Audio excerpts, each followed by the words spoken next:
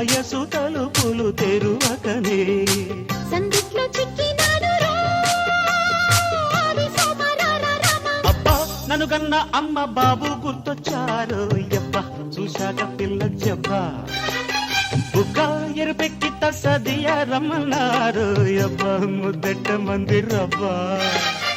ఒక్కోమంటూ కన్నీతనం కేరింతలే కొట్టిందిలే ఎట్టాగా చెప్పేదయ్యా వల్లే తుల్లిపోతా ఉంటే అబ్బా నన్ను కన్న అమ్మ